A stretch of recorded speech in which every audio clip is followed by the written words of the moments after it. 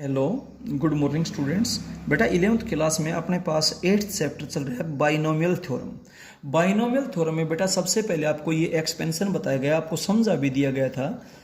Binomial means when two terms are connected with the sign of plus और minus.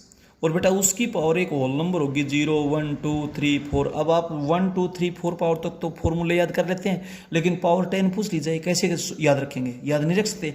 तो उसके लिए बेटा ये एक एक्सपेंशन का फॉर्मूला आपको बताया गया था, NC0 A raise to power n plus NC1 A raise to power n minus into B plus NC2 A raise to power n minus 2 B square and so on, और लास्ट में NCn B raise to power n। अब इसमें देखिएगा कुछ observations की गई कि भाई पावर जब n है तो टोटल टर्म्स n प्लस 1 है, क्योंकि 0 से स्टार्टिंग होगी, 0 1 2 3 और कहां तक है n तक, तो टोटल टर्म्स n प्लस 1 है। अब देखिए फर्स्ट टर्म में यहां पर 0 है, सेकेंड टर्म में यहां पर 1 है, थर्ड टर्म में यहां पर 2 है, फोर्थ टर्म में यहां पर 3, यानी कि एक कम है।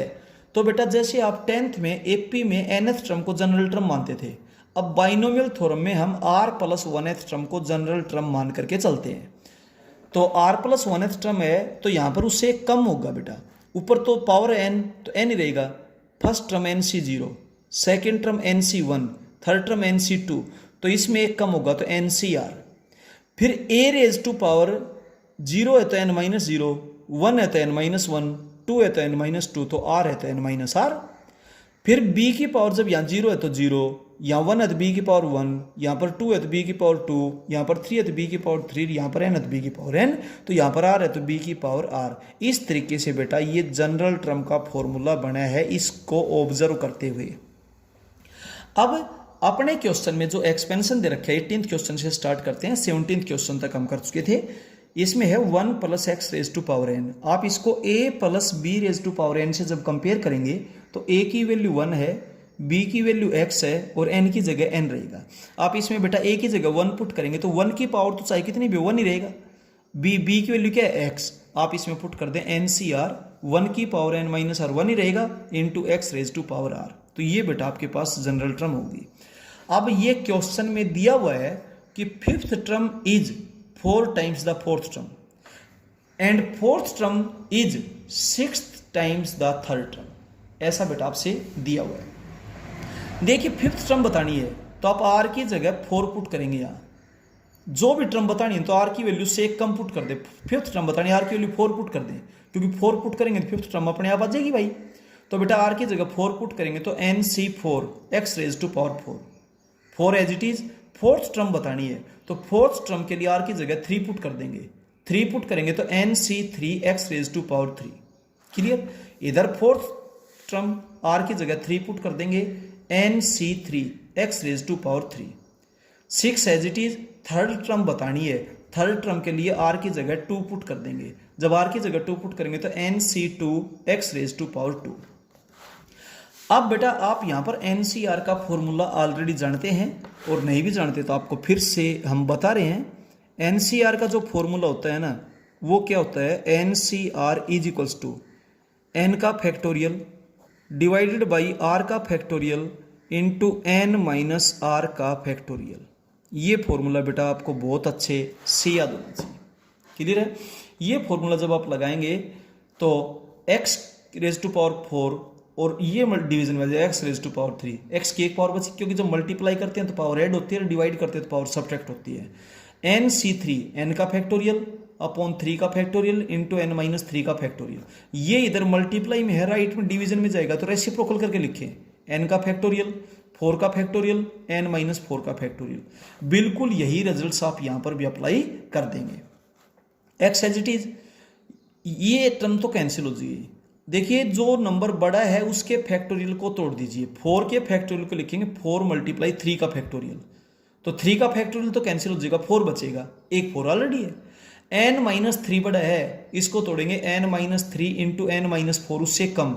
जैसे 5 का फैक्टोरियल है उसको 5 मल्टीप्लाई 4 का फैक्टोरियल लिख सकते हो। 10 का फैक्टोरियल है उसको 10 मल्टीप्लाई 9 का फैक्टोरियल लिख सकते हैं, क्योंकि फैक्टोरियल होता है 10 से लेकर के 1 तक आ जाना, 10 9 8। 8 का हो तो 8 7 6 5 4 3 2 1, इस तरीके से। तो बेटा उससे एक कम का फैक्टोरियल हो जाएगा ताकि टर्म्स कैंसिल हो जाए, ये आपके पास बच पाएगा। ऐसे आप यहां पर बेटा आपस में टर्म्स को कैंसिल करेंगे और आपके पास ये रिजल्ट आएगा। अब देखिए ये भी x की वैल्यू और ये भी x की वैल्यू, जब दोनों ही x की वैल्यू है तो आप इनको इक्वल पुट कर देंगे भाई। और जब आप इनको इक्वल पुट करेंगे तो बेटा फिर करें आप क्रॉस मल्टीप्लाई, और क्रॉस मल्टीप्लाई करने के बाद कैलकुलेट करेंगे तो n की वैल्यू 11 आ जाएगी। इसके बाद जब n की वैल्यू 11 आपके पास आ गई तो चाहे आप यहाँ पुट करें चाहे आप यहाँ पुट करें, n के लिए जब आप 11 पुट कर देंगे तो आपके पास क्या हो जाएगा बेटा, 8 में 2 9 9, 18 को 9 से डिवाइड कर दें तो बेटा x की वैल्यू 2 आ जाएगी। आपने n और x की वैल्यू ही बतानी थी। क्लियर है? तो क्वेश्चन में जो कंडीशन दे रखी थी वो ये दे रखी थी। क्वेश्चन को ध्यान से पढ़ें, कंडीशन को ध्यान से पढ़ें, कोई प्रॉब्लम नहीं होगी, अपने आप सोल्व हो जाएगा बेटा। 19th क्वेश्चन के फर्स्ट पार्ट में जो एक्सपेंशन दे रखे है वो ये दे रखे है 1 + x raise to power n। इसको मैंने a + b raise to power n consider कर लिया तो a की वैल्यू आपके पास 1 हो जाएगी, b की वैल्यू आपके पास x हो जाएगी, n की जगह n ही रहेगा। तो बेटा इसमें जब आप जनरल टर्म निकालोगे तो TR+1 को हम जनरल टर्म लेते हैं। हालांकि वैसे तो जनरल टर्म निकालने का जो फॉर्मूला होता है वो होता है बेटा NCR a raise to power n - r b raise to power r, लेकिन अपने क्वेश्चन में a की वैल्यू 1 है और b की वैल्यू x है। NCR a raise to power n - r तो 1 की पावर कुछ 1 ही रहेगा, into b raise to power r तो x raise to power r हो गया। अब क्वेश्चन में क्या है कि लगातार आने वाली कोई भी 3 टर्म्स ली जाएंगी, तो लगातार आने वाली जब कोई भी 3 टर्म्स ली जाएंगी तो ये r+1th टर्म है, तो r+2th टर्म जब निकालनी हो तो आपको बता रखे है r की जगह उससे एक कम पुट कर दो, तो इससे एक कम होगा r+1, r की जगह r+1 पुट करो आप, ये हो जाएगा। r+3th टर्म जब आपने बतानी है तो इससे एक कम r की जगह पुट कर दो, इससे एक कम पुट करेंगे तो r+2 हो जाएगा। NCR+2 x raise to power r+2, ये 3 लगातार आने वाली टर्म्स हैं। क्लियर हो गया? कंसेक्यूटिव टर्म्स होगी। इन तीनों टर्म्स के कोफिशिएंट्स बता रखे हैं, ये इस टर्म का कोफिशिएंट है, ये इस टर्म का कोफिशिएंट है, ये इस टर्म का कोफिशिएंट है, और इनके कोफिशिएंट्स है 28, 56 और 70। अब आप फर्स्ट को सेकंड से डिवाइड करें और सेकंड को थर्ड से डिवाइड करें। क्लियर हो गया बेटा? जब आप इनको डिवाइड करेंगे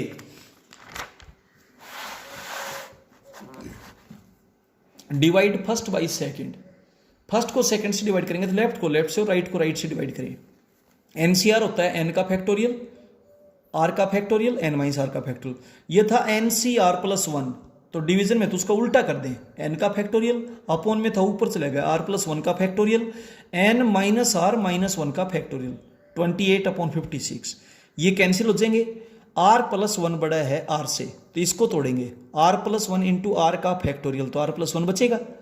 यहां पर n - r बड़ा है तो इसको तोड़ेंगे, n - r into n - r - 1 का फैक्टोरियल, उससे ये कैंसिल हो जाएगा, = 1/2। अब आप क्रॉस मल्टीप्लाई करें और क्रॉस मल्टीप्लाई करने के बाद आपके पास रिजल्ट बनेगा, क्रॉस मल्टीप्लाई समझते हो, 2 को इनसे मल्टीप्लाई, 1 को इनसे मल्टीप्लाई, और बेटा आपके पास ये रिजल्ट बनेगा। जैसे x और y में एक इक्वेशन होती है वैसे ही n और r में बेटा एक इक्वेशन बनेगी। नंबर 4 डाल दे, क्योंकि फर्स्ट सेकंड थर्ड नंबर हम डाल चुके हैं। अब सेकंड को थर्ड से डिवाइड करेंगे तो लेफ्ट को लेफ्ट साइड से डिवाइड कर दे, राइट को राइट से डिवाइड करें, कैलकुलेशन में गलती ना हो। अब देखिए r+2, ये r+1, ये बड़ा है, इसको तोड़े r+2 इंटू r+1 का फैक्टोरियल, जिससे ये कैंसिल हो जाएगा, r+2 बचेगा। n - r - 1 बड़ा है तो इसको तोड़ेंगे, n - r - 1 into n - r - 2 का फैक्टोरियल, और उससे ये कैंसिल हो जाएगा, जो बचा वो, और इसको बेटा 14 से कैंसिल कर दे, 4/5 हो जाएगा। अब आप क्रॉस मल्टीप्लाई करें, क्रॉस मल्टीप्लाई करने के बाद आपके पास ये इक्वेशन बनेगी। अब इन दोनों इक्वेशंस को आप सोल्व कैसे करेंगे, या तो इसको 4 से मल्टीप्लाई करें ताकि n के कोएफिशिएंट बराबर हो जाए, सब्ट्रैक्ट कर दे, या फिर इसको 3 से मल्टीप्लाई करें ताकि r के कोएफिशिएंट बराबर हो जाए, फिर सब्ट्रैक्ट कर दें। तो बेटा कोएफिशिएंट बराबर करते हुए आप इनको आपस में सोल्व करें। जब आप इनको सोल्व करेंगे तो n की वैल्यू 8 आएगी और r की वैल्यू 2 आएगी। आप चेक भी कर सकते हैं, n की जगह 8 पुट करें और r की जगह 2 पुट करें तो ये 8, ये 6, 8 - 6 2 रहेगा। यहां भी पुट कर सकते हो। 8 को जब आप 4 से मल्टीप्लाई करेंगे 32, 9 को जब आप 2 से मल्टीप्लाई करेंगे 18, 32 में से 18 को सब्ट्रैक्ट करेंगे तो 14 ही आएगा। तो इस तरीके से बेटा n और r की आपके पास वैल्यू आ जाएगी। अब चलते हैं 19th क्वेश्चन के सेकंड पार्ट में। ध्यान से देखिएगा, जो एक्सपेंशन आपसे दे रखा है वो दे रखा है 1 + a raise to power n। जिसको आप a plus B raise to power n से जब कंपेयर करेंगे तो a की वैल्यू 1 है, b की वैल्यू a है और n की जगह नहीं है। तो जनरल टर्म का आपके पास ये फॉर्मूला होता है। बट अपने क्वेश्चन में a की जगह 1 पुट करें और b की जगह a पुट करें तो आपके पास हो जाएगा NCR 1 raise to power n minus 1 रहेगा, b की जगह a है, a raise to power r। इसमें भी लगातार आने वाली 3 टर्म्स हैं, तो एक तो r प्लस 1th टर्म ले ली, एक r प्लस 2th टर्म ले ले, इससे जस्ट अगली। तो जब कोई भी टर्म बताते हैं तो हमने बताया कि r की जगह उससे एक कम पुट करो, तो इसकी जगह जब एक कम पुट करोगे तो r प्लस 1 हो जाएगा। इधर आप ध्यान रहे NCR plus 1 a raise to power r plus 1। अब आप r प्लस 3th टर्म बताते हैं तो इससे एक कम क्या होगा, r प्लस 2, आप यहां पुट कीजिएगा NCR plus 2 a raise to power r plus 2। लगातार आने वाले 3 टर्म्स हैं। इन तीनों टर्म्स के जो कोफिशिएंट्स है ना, इनका रेशियो दे रखा है 1, 7 और 42 का। 1, 7 और 42 का रेशियो दे रखा है इन तीनों टर्म्स का। तो देखिए एक बार तो हम फर्स्ट 2 रेशियोज लेते हैं, लेफ्ट से भी और राइट से भी। NCR रेशियो मीन्स होता है बेटा division, divided by this is equal to 1/7। और इधर लास्ट 2 रेशियोज ले लीजिए, NCR plus 1 upon NCR plus 2 is equal to 7/42। एक बार फर्स्ट 2 रेशियो लेफ्ट से भी राइट से भी, फिर लास्ट 2 रेशियो लेफ्ट से भी राइट के। अब इसको भी सोल्व करते जाएंगे, इसको भी सोल्व करते जाएंगे। NCR का फॉर्मूला आप जानते ही हो, नहीं जानते हो तो बेटा फिर से बता देता हूं। NCR का फॉर्मूला होता है n का फैक्टोरियल डिवाइडेड बाई r का factorial into n minus r का फैक्टोरियल। ये फॉर्मूला बहुत अच्छे से याद करें बेटा, इसका यूज होता जा रहा है। क्लियर? तो अब आप लेफ्ट हैंड साइड को भी सोल्व करेंगे, राइट हैंड साइड को भी सोल्व करेंगे। जो बड़ा नंबर उसके फैक्टोरियल को तोड़ेंगे। r प्लस 1 बड़ा है तो r प्लस 1 इंटू r का फैक्टोरियल, ये कैंसिल। n माइनस r बड़ा है, n minus r into n minus r minus 1 का फैक्टोरियल, वो कैंसिल हो जाएगा। जो बचे वो is equals to 1/7। Cross multiply करेंगे और क्रॉस मल्टीप्लाई करके आप इसको सोल्व कर देंगे। ऐसे बेटा राइट हैंड साइड को भी सोल्व कर लेंगे। अब दोनों को सोल्व करने के बाद जैसे x और y में अपने पास 2 इक्वेशंस होते हैं तो हम उनको सोल्व नहीं करते हैं, बिल्कुल सेम वैसे ही बेटा n और r में ये 2 इक्वेशंस हैं, आप इनको कैलकुलेट करें, सोल्व करें। n की वैल्यू 55 आएगी और r की वैल्यू 6 आएगी। आप पुट करके चेक भी कर सकते हैं, n की जगह 55 और r की जगह 6, 8 6 है 48, 55 में 48 को सब्ट्रैक्ट करेंगे तो 7 ही आएगा। यहाँ पर n की जगह 55, 6 r की जगह पुट करेंगे, 6 7 42, 55 में से 42 सब्ट्रैक्ट करेंगे तो 13 ही तो आएगा। बेटा दोनों इक्वेशन सेटिस्फाई होती है। जब दोनों को सोल्व करके निकाले तो सेटिस्फाई तो दोनों ही होंगी भाई, सोल्यूशन तो वही होता है जो दोनों को सेटिस्फाई करे। इसके बाद चलते हैं क्वेश्चन नंबर 20 में। बहुत बढ़िया क्वेश्चन है, देखिए एक बाइनोमियल एक्सपेंशन आपसे दे रखे है x minus 3/x² raise to power m। बीच में आप प्लस लिखिए x plus minus 3/x² raise to power m। ये a हो गया, ये b हो गया, ये n हो गया। a plus B raise to power n से जब इसको कंपेयर करेंगे तो इसमें जनरल टर्म क्या बनेगी, NCR a raise to power n minus r, b raise to power r। a b और n की वैल्यू पुट कर दी हमने, ठीक है। अब इसमें बोलता है शुरू की 3 टर्म्स, तो आप इसमें फर्स्ट टर्म निकालेंगे तो r की जगह 0 पुट कर दीजिए। r की जगह 0 पुट करेंगे तो ये तो फर्स्ट टर्म आ गई, इसको कैलकुलेट कर लेना। जब सेकेंड टर्म निकालनी हो तो आप r की जगह 1 पुट कर दो। आप r की जगह 1 पुट करते हो बेटा, उसको कैलकुलेट कर लेना। जब थर्ड टर्म बतानी हो तो आप r की जगह 2 पुट कर देना और बेटा उसको आराम से कैलकुलेट करना। अब इसने क्या कहा है कि इन तीनों टर्म्स के coefficients, first term, second term और थर्ड टर्म के जो कोफिशिएंट्स है ना, इनका सम 559 है। ये क्वेश्चन में दिया हुआ है। अब बेटा आप सोल्व करेंगे तो ये बातें आपसे एक बार पहले भी बताई गई थी, फिर से बता देता हूं। NC0 जब नीचे 0 तो उसकी वैल्यू 1 होगी। NCN इसकी वैल्यू बेटा 1 होगी जब दोनों जगह सेम नंबर हो तो।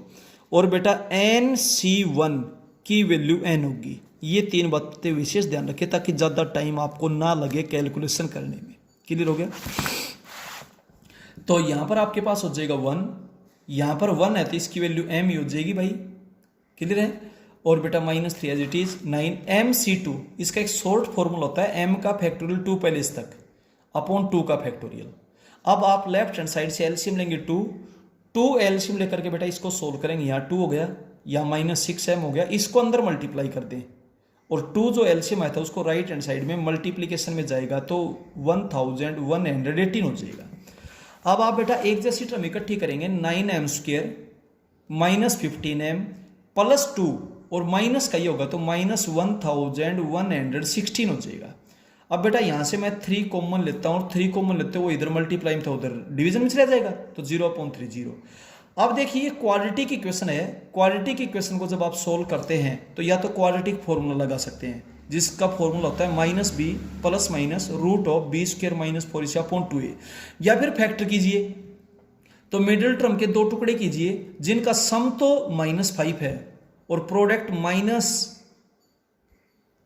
-1116 हो, 1116, लेकिन प्रोडक्ट नेगेटिव है। प्रोडक्ट नेगेटिव कब होता है? जब एक टर्म नेगेटिव और एक है पॉजिटिव। बीच में माइनस है तो माइनस के ज्यादा प्लस के कम, और बीच में प्लस है तो प्लस के ज्यादा माइनस के कम लेते हैं। छोटी छोटी बातें हैं ध्यान देने की। तो बेटा ट्रायल मेथड से 36 और 31 ले लेंगे, -36 प्लस 31 ऐड करेंगे तो -5, मल्टीप्लाई करेंगे तो -1116 आएगा। बेटा आप सोल्व कर लेना। शुरू की 2 टर्म्स में से m कॉमन ले लेना 3m, तो आपके पास m-12 हो जाएगा। लास्ट 2 टर्म्स में से आप 31 कॉमन ले लेना, m-12, दोनों जगह से m-12 कॉमन आ जाएगा। आपके पास बचेगा 3m प्लस 31। अब आइदर दिस 0 और दिस 0, यहां से m की वैल्यू होगी 12 और यहां से m की वैल्यू होगी -31/3। m की वैल्यू 12 तो ठीक है, लेकिन m की वैल्यू -31/3 एक नेचुरल नंबर नहीं है। क्यों? क्योंकि पावर हमेशा एक होल नंबर होनी चाहिए और m क्या है? पावर होल नंबर होनी चाहिए। ये होल नंबर नहीं है, इसलिए बेटा इसको रिजेक्ट कर देंगे तो m की वैल्यू 12 आ जाएगी। m की वैल्यू 12 आने के बाद जो एक्सपेंशन बना उसकी जनरल टर्म ये होगी, बस m की वैल्यू 12 पुट की है, बाकी एज इट इज है। अब इसने आगे ये क्वेश्चन पुट किया कि इसकी वो टर्म बताओ जिसमें x⁻³ हो। तो बेटा हमने इसको कैलकुलेट किया और ये हमने मान ली जनरल टर्म की x⁻³ को कंटेन करती है। तो पावर को पावर से कंपेयर कर दें, r की वैल्यू 3 एक होल नंबर आई तो ठीक है, और अगर होल नंबर नहीं होती तो इसका मतलब ऐसी कोई टर्म ही नहीं है जो x⁻³, लेकिन अब होल नंबर आ गया। होल नंबर आ गया तो बेटा वो चौथी टर्म होगी और r की जगह 3 आप यहां पुट कर दो और कैलकुलेट कर दो। क्लियर हो गया? ये टर्म है। इसके बाद बेटा इस एक्सरसाइज का लास्ट क्वेश्चन क्या है? एक्सपेंशन दे रखे है x + a⁻n। जब आप इसमें जनरल टर्म बताएंगे तो a की वैल्यू x है, b की वैल्यू a है और n की जगह n है। NCR a⁻n-r b⁻r, a की जगह x, b की जगह a और r की जगह n। इसने आपसे तीसरी, चौथी और 5वीं टर्म पूछी है। तीसरी टर्म बेटा 84 दे रखी है, चौथी 280 दे रखी है और 5वीं टर्म 560 दे रखी है। तो बेटा थर्ड टर्म निकालने के लिए r की जगह 2 पुट कर देंगे, फोर्थ टर्म के लिए r की जगह 3 पुट कर देंगे, फिफ्थ टर्म के लिए r की जगह 4 पुट कर देंगे। 3 इक्वेशंस बनेगी। अब आप फर्स्ट को सेकंड से और सेकंड को थर्ड से डिवाइड करें, या सेकंड को फर्स्ट से डिवाइड करते हैं तो थर्ड को सेकंड से डिवाइड कर दें। डिवाइड करने के बाद बेटा आपके पास 2 इक्वेशंस बनेंगी, उनको नंबर 4 और 5 डाल दें। अब 4 को 5 से डिवाइड करें तो ये टर्म्स तो सीधी कैंसिल हो जाएंगी। आपके पास n की वैल्यू आ जाएगी बेटा 7। अब n की वैल्यू 7 आप चाहे 5 में पुट करें चाहे 4 में पुट करें, बेटा a और x में रिलेशन आएगा। a और x में जो रिलेशन आता है उसको बेटा इसमें किसी में भी पुट कर देना, आपके पास एक वैल्यू आ जाएगी। एक वैल्यू जो आ जाए उसको बेटा 4th में 5th में पुट कर देना, दूसरी वैल्यू आ जाएगी। इस तरीके से a की वैल्यू 2 और x की वैल्यू 1 आपके पास आएगी। इस तरीके से बेटा ये इक्वेशन सोल्व करें। इक्वेशंस को सोल्व करने में लापरवाही ना हो, ध्यान से करें। इस तरीके से बेटा आपका बाइनोमियल थ्योरम का ये चैप्टर कंप्लीट होता है। फिर भी आपको किसी क्वेश्चन में अगर कोई प्रॉब्लम हो तो बेटा फोनिकली व्हाट्सएप पे या बेटा जूम मीटिंग में पूछिएगा। कॉपी को अच्छे से अपडेट कीजिएगा। Okay, thank you.